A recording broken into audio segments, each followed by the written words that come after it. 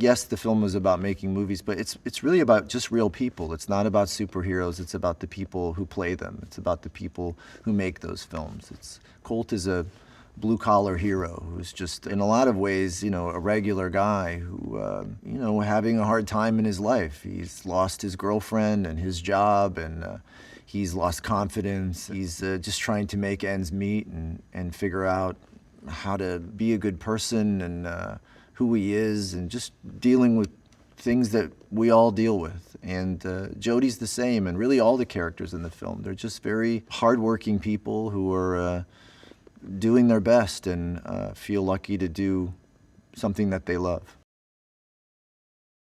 It was so tense because it was so dangerous, and even though there's so much thought goes into it, the level of preparation, the level of repetition, and the way that they sort of do it in stages, and it's really everything you could do to make sure that the performer is safe. Every measure you could take is done. But at the end of the day, it's still dangerous what they're doing. Everything has to go right. The weather has to be right, the density of the sand, the list goes on. And so it's very tense. And I just remember vividly we were all on set when he finally was going to do the stunt. It's almost like in the film when it moves in slow motion, it felt like that in real time. It just felt like you're counting every roll, but you're also worried about Logan. And in the film, a lot is made of the thumbs up, but it's such a relief when you finally see it. And when he finally gave the thumbs up and we understood that he was okay and that he'd broken this record, it really was like a day I'll never forget.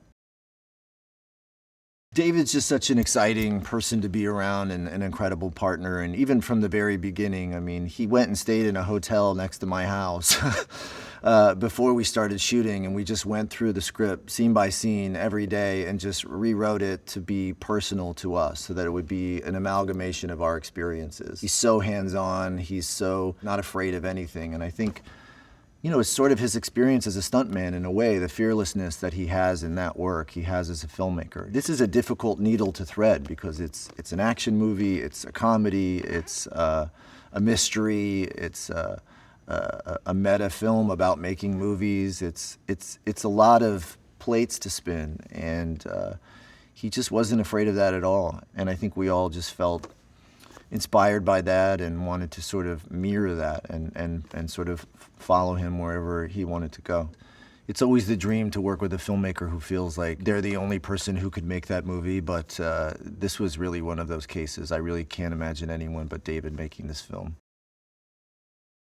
I was happy to be the first actor to say I did none of my own stunts in this film. It is about the stunt performers, and I was excited to highlight their work and let them do what they do best. But it was important that I do some of the stunts just, first of all, for me to understand on some small level, what they deal with every day, but also just for authenticity in the film. So I have a fear of heights, and I knew this was coming because it is called The Fall Guy, and we knew that there was going to be a fall.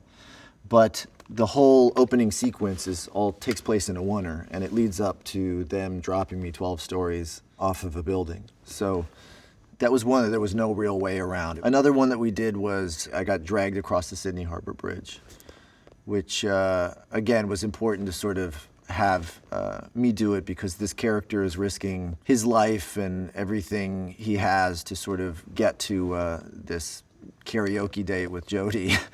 And it was just important that I be there doing it. And it was really geniusly scheduled because they did it at 6 a.m. So I was so tired when we did it that I sort of showed up. They dragged me across the bridge. I went home and went to sleep and thought, that was a very strange dream I just had.